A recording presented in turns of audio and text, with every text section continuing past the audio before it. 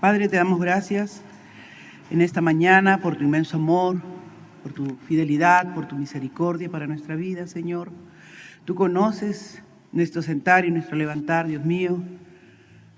Ayúdanos, Padre, a concluir en esta mañana el libro de Pedro, la segunda carta, que nos ha ayudado a reflexionar, Señor, y a mantenernos vigilantes y creciendo constantemente en tu gracia. Abre nuestras mentes, nuestros corazones, que podamos, Señor, en todo momento estar agradecidos por tu inmenso amor, por tu grande misericordia. Amén. Tomen asiento, amados. El día de hoy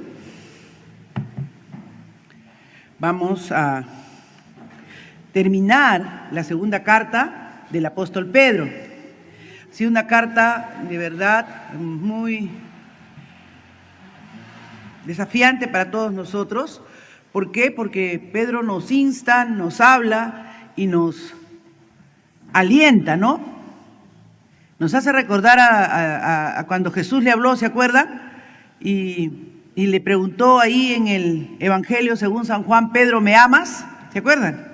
El último capítulo del Evangelio de Juan, y le dice, apacienta mis corderos. ¿Me amas? Cuida mis ovejas. ¿Me amas? No, apaciéntalas, aliéntalas.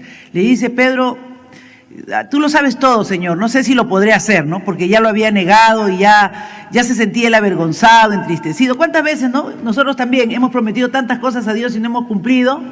Y de pronto cuando Dios nos da la encomienda, nos da la tarea, ya no nos sentimos capaces. Bueno, decimos, hemos aprendido a decir, bueno, si Dios quiere, lo podremos hacer, ¿no? Y a Pedro le dice, no te preocupes, cuando seas viejo, le dice, el Espíritu Santo será el que te controle y tú vas a alentar a tus hermanos. Y esta carta, hermanos, nos debe hacer recordar eso, porque acá Pedro está alentando, que hemos dicho que la primera y la segunda de Pedro son cartas a la iglesia de los hermanos que están ¿en dónde? En la dispersión, que están siendo perseguidos por su fe, que están siendo hostilizados, que están pasando momentos duros, momentos difíciles, ¿no? ¿Por qué les está escribiendo esto Pedro? Porque los está alentando. Porque había muchos que se habían levantado para desanimar a los hermanos, desalentarlos, y el mayor desaliento que les daban era decirles, ¿dónde está pues su venida? ¿No es cierto? Y el hermano nos explicaba la semana pasada, nuestro hermano Mauricio nos enseñaba, ¿no? Que no nos pongamos a decir, ya está cerca, ahora sí, porque si cada día es como 1000 años, ya vamos a entrar al año 3000, entonces estamos más... No. Esos no son los cálculos de Dios. Los tiempos de Dios solo lo sabe el Señor. Eso aprendimos la semana pasada.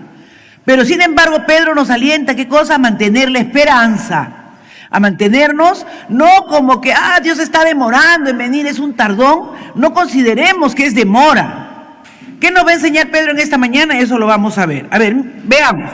Los últimos pasajes que me tocan a mí,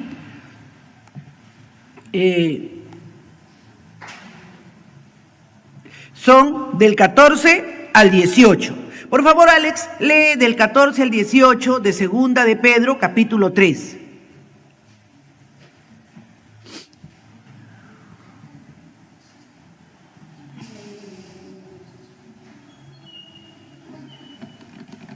Segunda carta de Pedro,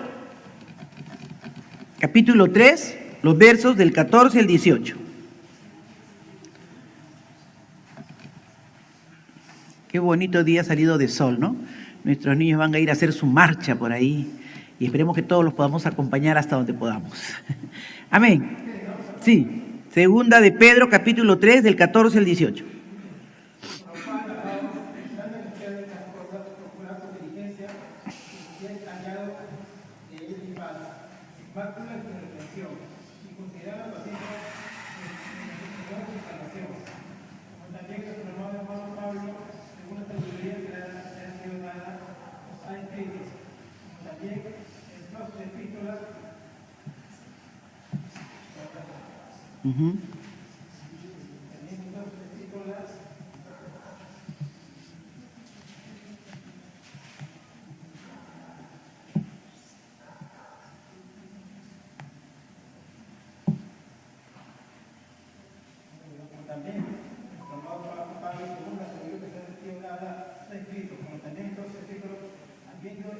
En este tampoco, para las cuales para ayudar, y de entender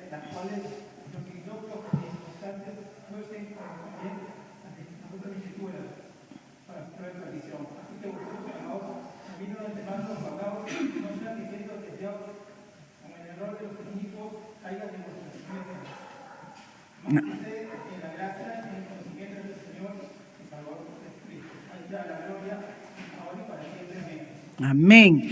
Esas son las palabras finales, ¿no? El título de esta porción, yo la he considerado, hay varias sugerencias en los diferentes expositores, pero hasta el día de la eternidad. Hasta el día de la eternidad. Pedro está diciendo, amados, por tanto. Entonces, ¿qué es importante? Que recordemos todo lo que ha hablado en el capítulo 3. En el capítulo 3 nos ha dicho que Dios no tarda, que Dios viene, que todas aquellas cosas que le han dicho que a Dios les es indiferente, cómo el ser humano está, es mentira. Miren, abran sus Biblias ahí en 2 de Pedro capítulo 3:1 y yo le quiero remarcar en algunas cosas. Primero, ¿por qué escribió la carta? Escribió la carta, dice, porque quiero despertarlos con exhortación a que su entendimiento, a que entiendan claramente, ¿verdad? Que tengan memoria, dice el verso 2, ¿verdad? De todas las cosas que han sido dichas en las Escrituras, dichas por los profetas, ¿no? Y los mandamientos que el Señor dio para nuestra salvación, ¿no? Ahí claramente el apóstol está apelando a que nadie de nosotros, ninguno de nosotros puede tener una fe sólida o puede ser un cristiano sólido verdaderamente si no está escudriñando las Escrituras, si no está conociendo cada día más de Dios, si no está buscando cada día más de su palabra.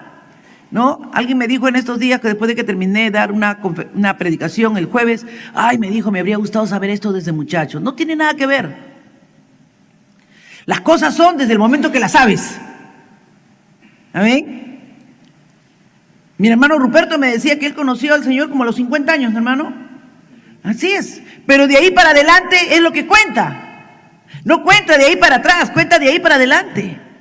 Y cómo ahora lo busca, cómo ahora está en en las horas de oración, está en la búsqueda constante, un estudio, una enseñanza, perseverando en una lectura, compartiendo un texto. ¿Por qué? Porque Pedro dice, si quiere mantenerte firme y no estar oyendo todo lo que no, porque ¿qué era lo que le decían a estos cristianos?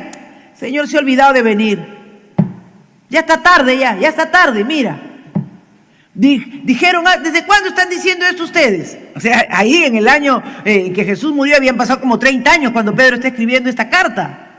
Y ya estaban desesperados, ya no ha venido. ¿Y cuántos de nosotros así pasa, hermanos? Que de repente tenemos 10 años en el Evangelio, 15, yo tengo, creo que ya desde bautizada ya tengo como 44 años en el Evangelio. Pero eso no es nada. Cuando Pedro hace la referencia de que 1000 años para el Señor son como un día, es que nuestro tiempo de nosotros es ínfimo comparado con la temporalidad de Dios. Entonces, nosotros no podemos comparar la misericordia, la paciencia de Dios con nuestro tiempo, pues, porque nosotros por eso somos, ¿cómo nos dicen a nosotros? Impacientes, ¿no? 1 hora, 2 horas, ya queremos, ya. En eso nos caracterizamos. Y aquí Pedro nos dice, ¿no? Porque sabiendo esto, o sea, si no recordamos bien esto, la conclusión de la que estamos viendo en esta mañana no la vamos a entender bien. Otra cosa que le dice, ¿qué decían? Miren el verso 4, ¿dónde está la promesa de su advenimiento? ¿Se dan cuenta? Ahí en 2 de Pedro 3:4, ¿dónde está la promesa de su advenimiento? Eso de que va a venir, ¿dónde está? ¿Por qué no se cumple?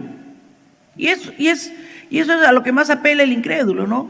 Tú me hablas de Dios, pero todo sigue igual. Mejor yo hago las cosas. ¿O no es así lo que nos dicen la mayoría? A veces hasta nuestros compañeros de trabajo. Oye, tú no disfrutas nada. Yo la estoy pasando bien. Claro, porque él está contando su temporalidad.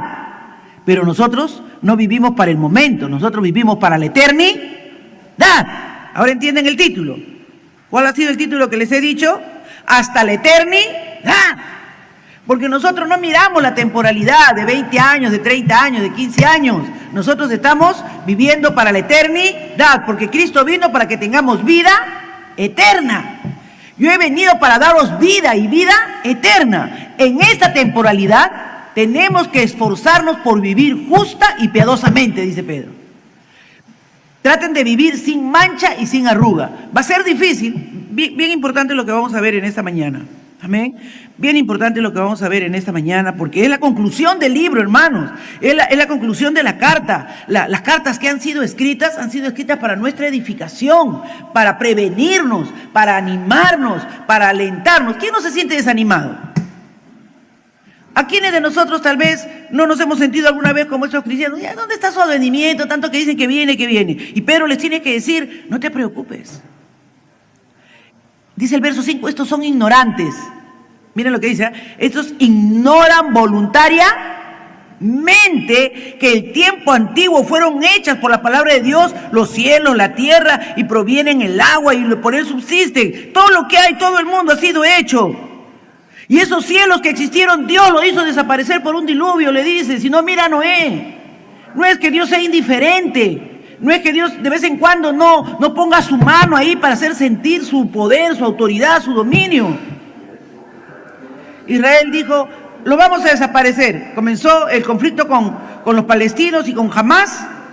Ha desaparecido realmente casi todas las casas, las viviendas que hay en ese lugar. Han muerto un montón de gente. Y no termina el conflicto. Por necios. Porque Dios les dijo que quitaran a los filisteos de ahí y no los quisieron quitar. Y ahora todos esos palestinos son los filisteos, pues. Y ahora en ese tiempo quieren hacer el cumplimiento del tiempo y viven en un conflicto permanente. Hermanos, cuando no obedecemos a Dios y nos quedamos con la cuña metida de Satanás dentro de nosotros y no la arrancamos, por eso dice, miren el verso que nos toca estudiar hoy día para darles una muestra. Dice el verso 14 que leía Alex, por lo cual, o sea, por estas cosas que estamos recordando ahorita, ¿no es cierto? Oh amados, dice Pedro, estando en espera de estas cosas, sabiendo que nos están diciendo que no viene, que esto, pero que tú sí sabes que Él viene. ¿Y qué nos enseñó el hermano? La semana pasada, un punto importantísimo que hoy lo debemos recordar, que lo que ellos llamaban demora, no era demora, era misericordia de Dios, era paciencia de Dios. Era la paciencia de Dios, porque Dios no quiere que nadie se pierda, sino que todos procedan al arrepentimiento. Si miramos a nuestro alrededor nomás, por ahí anda Susanita tomando la lista. ¿Cuántos años ella viene orando por su esposo? Y mientras quede aliento, ella quiere seguir orando y clamando. Ya él ha venido algunas veces acá, ya está más acepto, pero tiene todavía gente a quien compartir el evangelio. Nuestra hermana Isabel, por su papá, ¿cuántas veces ora? Le comparte, ahora ya me recibe, ahora ya me escucha. Hermanos, esa es la paciencia de Dios, la misericordia de Dios. Nosotros quisiéramos, ya, ¿sí o no? ¿Cuántos no quisieran ya? Ya le hablé a mi hermano, ya le hablé a mi hijo 20,000 veces. 70 veces 7, dice el Señor. Porque yo quiero perdonar.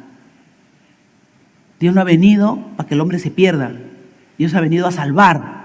Amén. Dios ha venido a salvar. Nunca te olvides eso. Por eso, ¿cuál es nuestra gran comisión? Mateo 28, 18 y 19. Hermano Ronald, ¿cuál es la gran comisión? Así que ese es el mandato. ¿Lo estamos cumpliendo, hermanos? Haced discípulos a todos. Y cuando comienza Hechos 1, dice, en Jerusalén, en Judea, en Samaria, hasta el último, primero por tu casa. No te dice, vete a lo último de la tierra. Te dice, donde estás viviendo, Jerusalén, luego ven a Judea, luego a Samaria, ¿no? Vete un poquito más al norte, pero tienes que ir avanzando. Y a veces, hermanos, hay mucho terreno que ganar dentro de nuestra propia familia. Yo lo digo. Yo tengo a mi hermano ahorita en el hospital y lo que más me preocupa, sinceramente, oro porque no le corten el pie y estamos bregando con eso para que sea el menos daño posible, pero sí me preocupa su salvación. Cuando hablo con él le digo, confía en el Señor y recuerda, Él tiene potestad sobre todo, no reniegues, no blasfemes. Porque usted sabe que cuando nos vienen esas cosas encima, decimos, ay, ¿por qué me ha pasado esto? O sea, me descuido, soy diabético y después cuando ya me quieren cortar el pie digo, ¿por qué me ha pasado esto? Pero Dios mío, es la paciencia de Dios con nosotros, hermanos. Amén. es la paciencia de Dios. No es que Dios tarde, o sea, no te quedes en la mente que Dios tarde, sino que Dios quiere que todos los que puedan ser alcanzados sean alcanzados, se arrepientan y se conviertan y se vuelvan a Dios. Lea Mateo, hermano, para los que no, ya lo dijo la hermana, pero quiero que lo lea porque ese mandamiento no se ha cortado, ese mandamiento Dios no ha dicho, no, y ahora ese mandamiento no es válido. Ese mandamiento es válido hoy más que nunca. Y tú y yo tenemos esa responsabilidad, esa tarea. Y si no estamos cumpliendo, Dios demora en venir para que lo cumplamos, porque si no también nosotros nos vamos a quedar. Porque si Dios nos manda y Dios nos ordena de que prediquemos este evangelio y lo compartamos y no lo estamos haciendo, nos quedamos. Hermano Ronald, Mateo 28, 18 al 19. Jesús se acercó y les habló diciendo: toda potestad me es dada en el cielo y en la tierra. Por tanto, id y haced discípulos a todas las naciones, bautizándolos en el nombre del Padre, y del Hijo y del Espíritu Santo, enseñándoles que guarden todas las cosas que os he mandado, y aquí yo estoy con vosotros todos los días hasta el fin del mundo. Amén. Entonces Pedro está viendo que los cristianos están siendo movidos en su fe, están siendo asediados para que les falte la fe, y él le dice: perseveren, perseveren, perseveren, no olviden, esto es hasta la eternidad, esto no es ahora, esto es un momento. Por eso Pablo, ¿qué dice? Y ahora lo cita también Pedro a Pablo, ¿no? Le dice: esta leve tribulación momentánea. ¿Sí o no? En el momento que estamos pasando la prueba, qué largo nos parecen los días, qué largo. Pero hermanos, es una leve tribulación momentánea, después pasa. Pero nosotros a veces no somos pacientes. Que Dios nos ayude, hermanos. Que Dios quiere que tú y yo seamos diligentes. Verso 14 dice: entonces, sabiéndose estas cosas, procurad con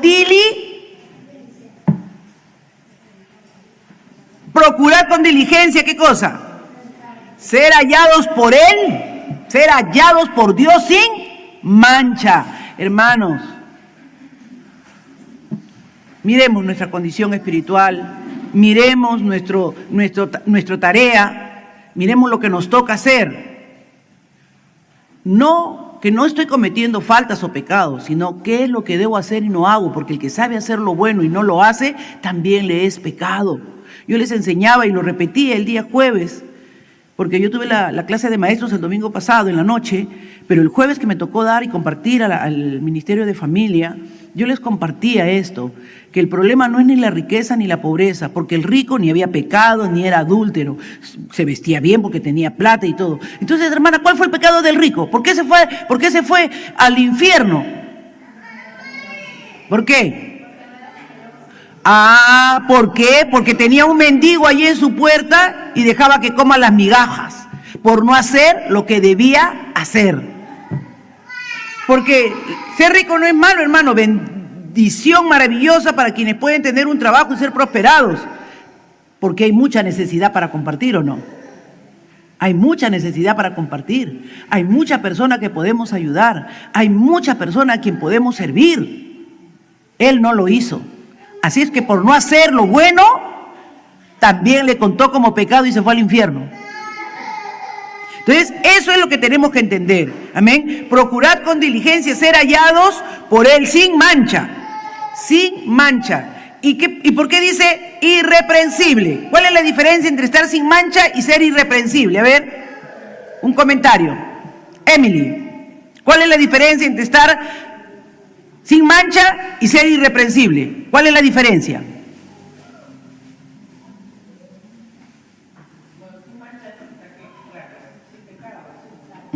Ya.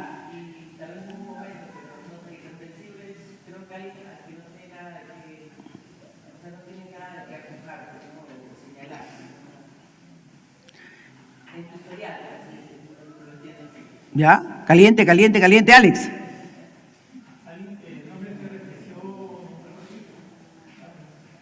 Ajá. Steven Rodríguez, diferencia entre mancha y irreprensible. Estoy hablando con gente de alto nivel, estoy hablando con magíster acá. ¿No? ¿No, Emily? Magíster. Ustedes tienen que saber esa diferencia. ¿Cuál es la diferencia entre mancha e irreprensible.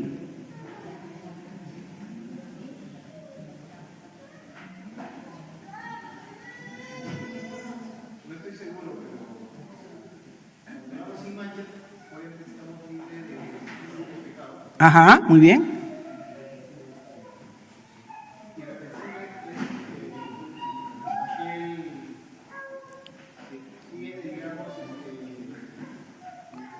Dentro de la experiencia, nada que se discute, o sea, nada que pueda decirle, oye, tú hiciste mal esto o no. Los dos están bien, tiene que ver con la conducta, muy bien. Sin mancha no hay pecado que señalarte, sin que los de afuera ni tú mismo, porque a veces hay pecados que la gente no sabe, pues, ¿no? Porque puede ser con el pensamiento, puede ser con la actitud, puede ser con el orgullo, con la soberbia, cosas que nadie ve, pero tú sí sabes. Por eso dice, hállate sin mancha. O sea, escudriñate y mírate cómo estás. Pero irreprensible ya no es lo que tú mismo te miras, sino es lo que los otros ven en ti, ¿no? Por eso estaban bien, los magísteres estaban bien, pero tenían que expresarlo con mayor claridad. Es la conducta, porque la conducta, cómo yo me porto, cómo yo me conduzco, cómo actúo, qué hago, lo ven los demás. Y en lo que los demás ven de mí, que sea irreprensible. Y en cuanto yo mismo me mire, porque es como estoy vestido, ¿no? Sin mancha tiene que ver, nos lleva a la mente siempre de algo que estás puesto y no está limpio. Entonces, hay limpieza en nuestra vida y hay limpieza en nuestra conducta. Desde nosotros mismos, cuando nos miramos, dice Pedro, que no haya nada que tú mismo te tengas que llamar la atención, pero que tampoco los de afuera te tengan que llamar la atención. Mantente así, porque sabes estas cosas, sabes que no es que el Señor no venga, sabes que no es que el Señor esté demorando, el Señor no es demorón, sino que Él es paciente. Él es paciente porque seguramente que hay alguien a quien tú tienes que alcanzar. Él es paciente. De verdad, hermanos, yo me acuerdo cuando mi mamá estuvo grave la primera vez y fue su cáncer al hígado. Yo le decía, Señor, lo único que te pido si te la vas a llevar es que se convierta, porque se va a ir al infierno, Señor, se va a ir al infierno, porque ella ha sido muy idólatra, le ha gustado siempre el cigarro, el trago, pero dice que hasta eso tú le puedes perdonar en un instante, pero en su corazón no te conoce. Y miren, Dios le dio 17 años más de vida. 17 años más de vida. Los médicos se quedaron sorprendidos. Pero en ese tiempo, hermanos, yo me di cuenta que yo tenía que evangelizar bien a mi mamá. Yo tenía que predicarle bien. Ella murió en mis brazos la segunda vez cuando ya le volvió el cáncer, 17 años después, y yo le dije una semana antes, ¿por qué no me llevas? ¿Por qué no me operan? ¿Por qué no me hacen ya algo? Ya, que me hagan, porque eso está bien. Mamá, tú tienes cáncer y es un cáncer terminal. Me miró asustadísima, hermano. Pero ¿saben qué me dijo? Bueno, me iré con el Señor. Qué paz tuve, hermanos. Qué paz tuve en mi corazón. Ella había entendido que era una transición. Que hoy estamos aquí, pero si somos de Cristo, mañana estamos con Él, amén. Esa es la claridad que debemos anhelar, porque a veces tenemos personas que amamos y que no sabemos que cómo están viviendo, que hay muchas manchas en su vestido y que hay muchas cosas que reprenderle en su conducta y que no van a llegar. Entonces Pedro nos anima y nos alienta y dice, para que sean sin mancha, irreprensibles, en paz, tengan paz en cualquier tormenta, amén, porque tener paz cuando todo está tranquilo es fácil, pero tener paz en medio de la tormenta solo se tiene cuando Cristo reina en el corazón, y cuando nuestra vida está sin mancha e irreprensible. Es la única forma, hermanos, amén. Dice, y tened entendido que la paciencia de nuestro Señor, lo vuelve a recalcar, no es que Él demore, no es que Él no venga. Tengan claro que la paciencia de nuestro Señor es para salvación. Es para salvación.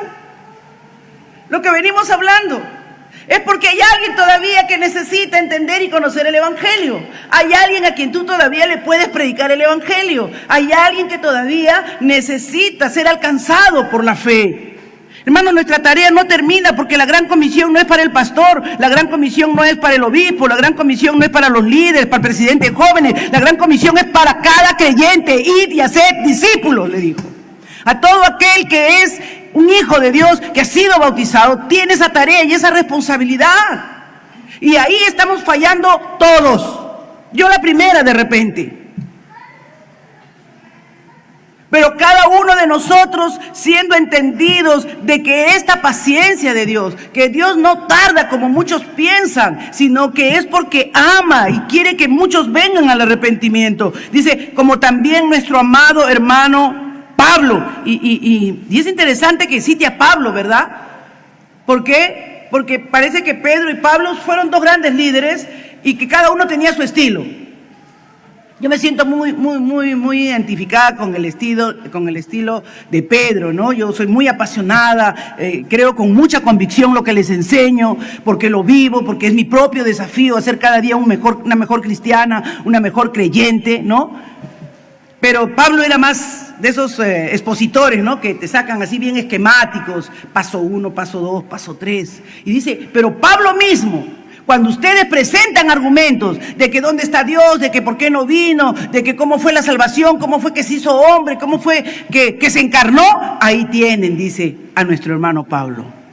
Él sostiene lo mismo que yo les digo, el Señor vendrá. Por eso Pablo, miren, Israel, búscame Hechos 20 y léeme del 23 al 28 para que entiendan cómo pensaba Pablo y la claridad que tiene Pedro del pensamiento paulino, de que tanto Pablo como él se basaban a alentar a los creyentes bajo el mismo principio. El Señor viene y tenemos que rendir cuenta de cómo hemos vivido. Hechos 20 del 23 al 28.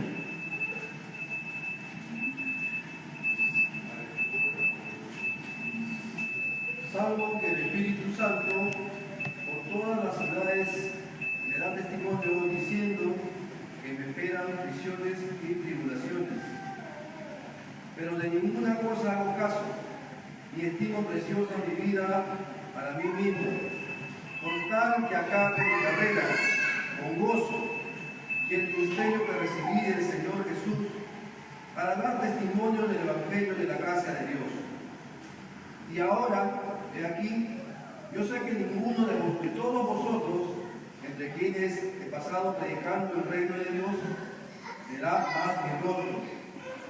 Por tanto, yo os protesto en el día de hoy que estoy limpio de la sangre de todos, porque no he rehuido anunciaros todo el consejo de Dios.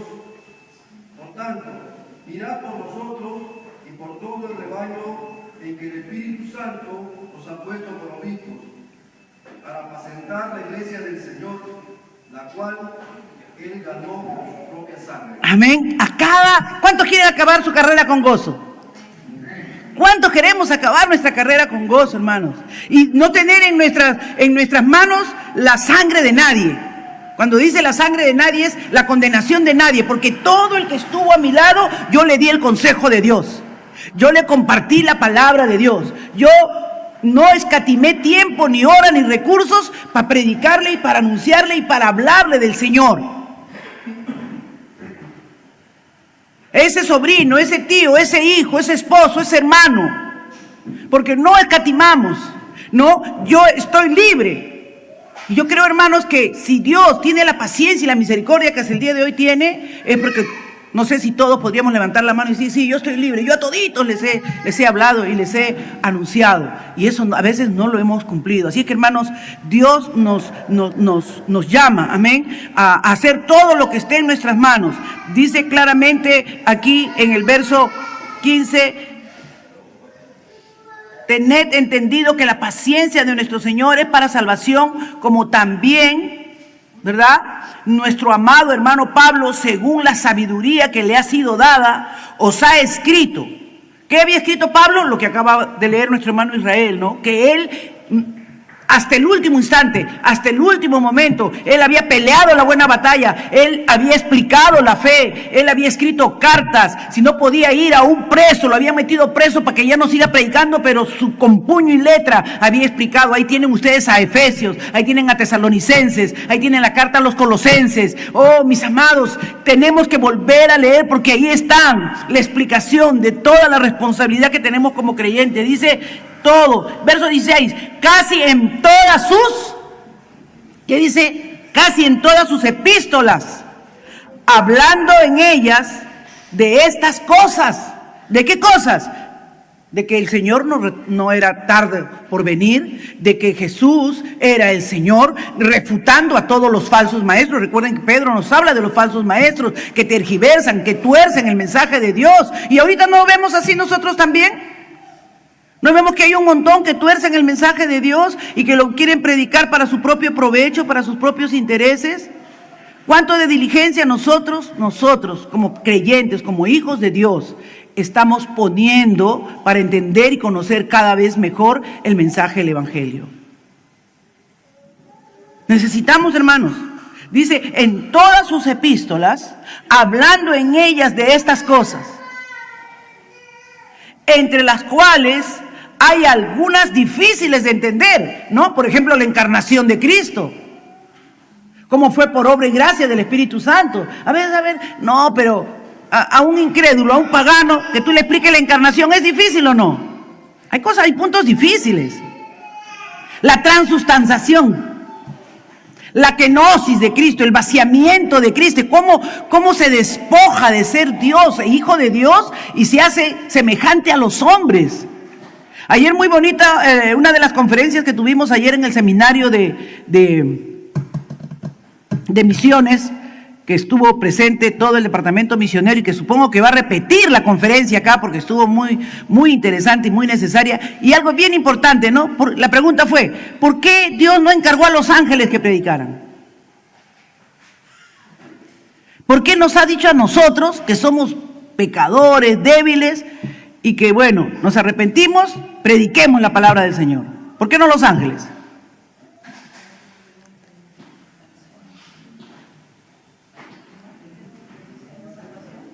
A ver, sí, hermana Cintia.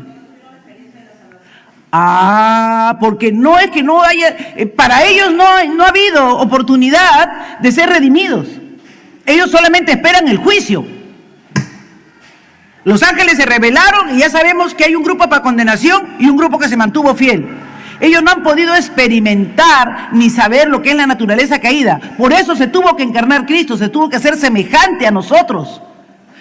Porque dice por eso que Él es fiel y justo para entendernos y comprendernos y perdonarnos, porque Él sabe lo que... Por eso le dijo a Pedro, ay Pedro, tú dices que no me vas a negar, me vas a negar 3 veces, antes que cante el gallo, pero otro te ceñirá. Y dice Hebreos que Él se apiada de nosotros porque Él entiende y nos comprende, porque Él sabe lo que es la humanidad, porque Él fue tentado, aunque no cometió pecado, pero puede sentir y pudo vivir esa lucha, ¿verdad? Cuando fue llevado allá al desierto antes de comenzar su ministerio, de lo que el hombre iba a tener que luchar en su carne. Por eso Jesús dijo, separado de mí, nada podéis hacer. Porque ponerse a pelear uno contra el pecado es imposible. Solo con Cristo Jesús nos puede dar la victoria. Entonces, los ángeles no son. Somos nosotros, porque nosotros sí podemos entender a un pecador, nosotros sí podemos entender a un rebelde, a un contencioso, porque nosotros sabemos cómo Cristo nos ha librado y nos ha dado la fuerza para el cambio y la transformación. Entonces dice, sabiendo estas cosas, entre las cuales algunas hay difíciles de entender, las cuales los indoctos e ignorantes tuercen, como también las otras escrituras. Hay muchos hermanos que ignoran y que no saben y quieren darse de intérpretes, ¿no? Y quieren explicarte y quieren decirte muchas cosas con su filosofía humana. Salen con su filosofía, con su manera de pensar y te dicen, no, pero si Aristóteles, pero si Sócrates, y quieren impresionarte. Pero si tú estás bien entendido de la palabra, créeme que vas a salir avergonzado delante de ti. A salir avergonzado. Y cuando el diablo ya no puede, te mata. ¿no? ¿Cómo se llama ese joven que lee? Charlie Kirk, ¿no? Se iba a las universidades, él no se ponía a discutir con cualquiera. Él se iba a las universidades a discutir y decía, ven acá, párate y defiende lo que tú crees y ya, yo te voy a rebatir.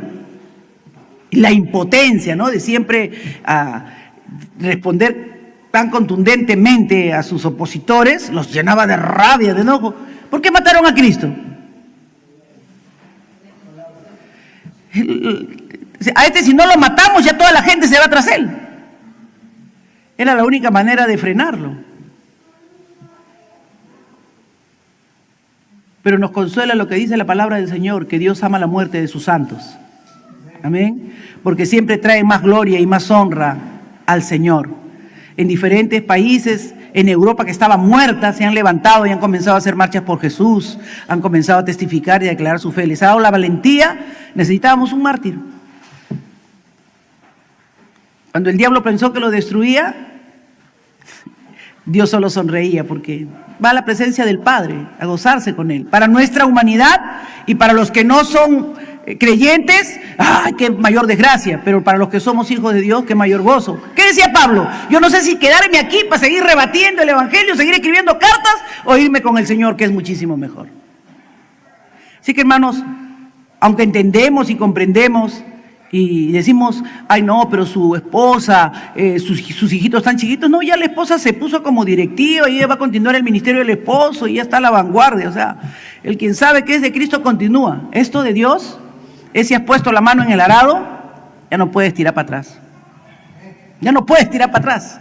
Esto es con Cristo hacia adelante. Amén, hermanos. Así que nos muestran que los indoctos tuercen estas escrituras. ¿Qué es el verso 17? Así que nosotros, ya nosotros, ahorita, nosotros, ¿qué cosa debemos hacer?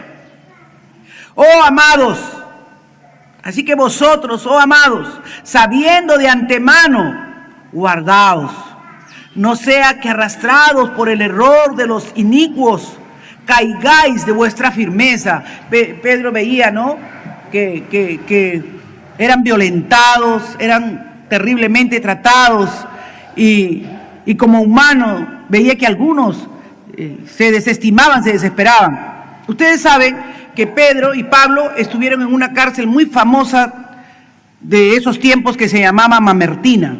Era como un huequito que lo hacían en muchos metros de profundidad y ahí tenían a los presos más avesados. Ahí estuvo Pablo y también Pedro.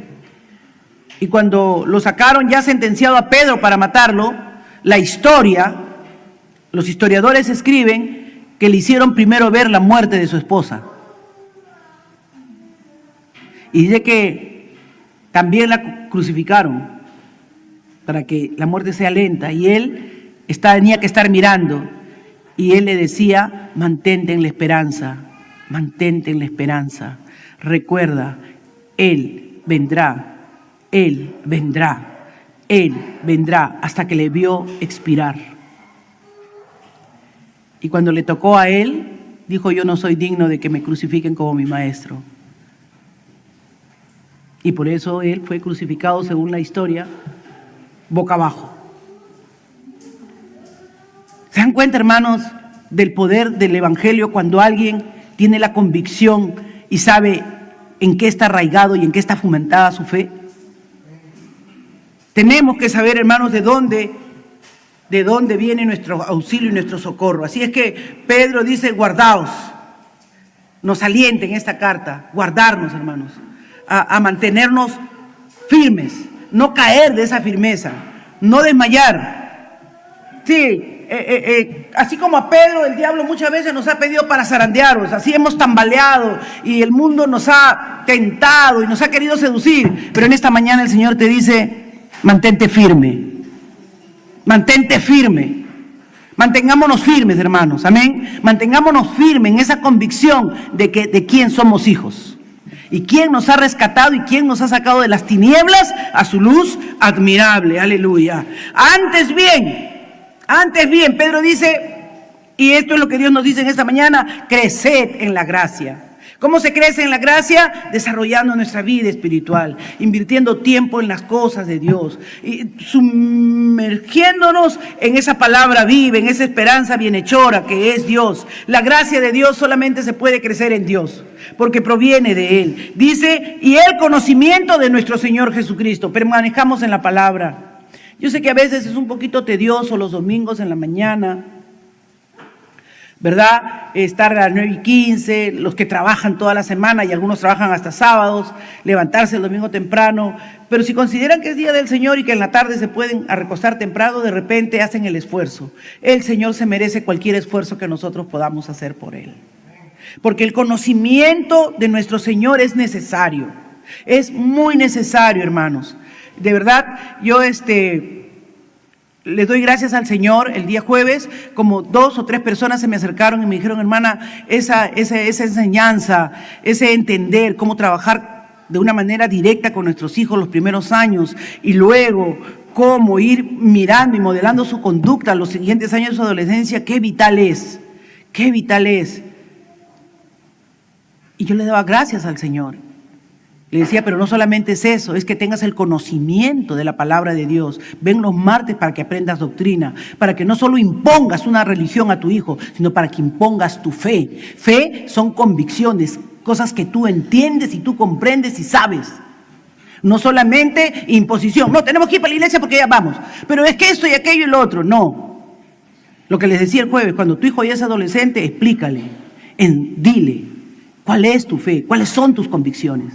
Y ahí dice claramente, y el conocimiento de nuestro Señor y Salvador Jesucristo, a Él sea la gloria hasta el día de la eternidad.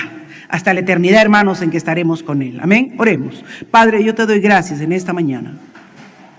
Has estado hablando a mi vida toda esta semana, Señor. Ha sido una semana muy bendecida. Me has tenido sumergida en tu palabra.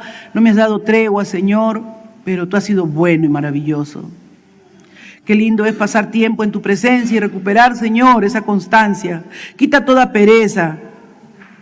Quita toda pereza, Señor, de mi propia vida, de la vida de mis hermanos. Por eso comienzas tú tu conclusión a través de Pedro diciéndonos diligencia. Nos falta mucha diligencia, Señor. Nos falta mucha diligencia. Nos falta mirarnos a nosotros mismos y tener cuidado con los de afuera. Ayúdanos, Dios. Padre, en el nombre de Jesús. En el nombre de Jesús, guárdanos en tu verdad. Amén. Amén. Dios le bendiga, mis amados.